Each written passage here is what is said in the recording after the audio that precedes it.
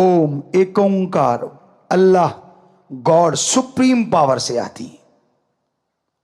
क्या संत पीर फकीर आशीर्वाद देते उससे भी रह जाती? जी हां, आती हैं। क्यों आती हैं? क्योंकि उनका हाथ पार ब्रह्म उस परमपिता परमात्मा से जुड़ा होता है।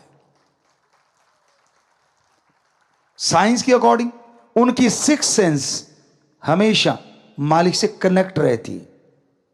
इसका मतलब यह नहीं कि उनकी सिक्स सेंस यहां काम नहीं करती, बल्कि आपसे कई गुना ज्यादा उनकी सिक्स सेंस यहां भी काम करती है।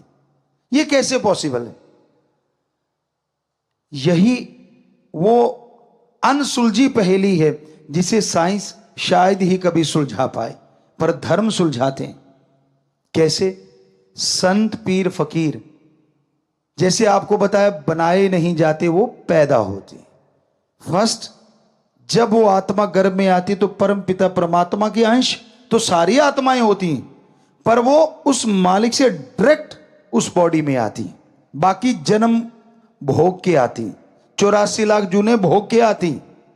पर जो संत आज से पहले हमारे महापुरुष हुए, जितने भी संत सच्चे रूहानी सूफी संत आए, बहुत आए सारे धर्मों में, वो डायरेक्ट उस ओम का अंश होते हैं, ना कि जन्मों मरणों में घूमी हुई आत्मा होते हैं।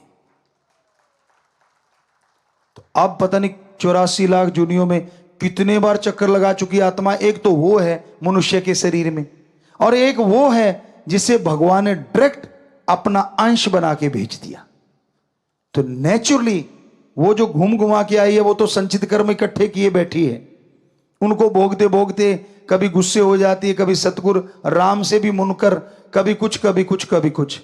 पर वो जो संतों की आत्मा इस बॉडी में होती है, वो परम पिता परमात्मा का प्योर और ओरिजिनल वो अंश होती है जो शरीरों में बाकी में गई नहीं, डायरेक्ट मनुष्य शरीर में आती है। इसलिए वो क्योंकि डायरेक्ट आई है तो उसका कनेक्शन भी गर्भ में भी मालिक से डायरेक्ट होता है।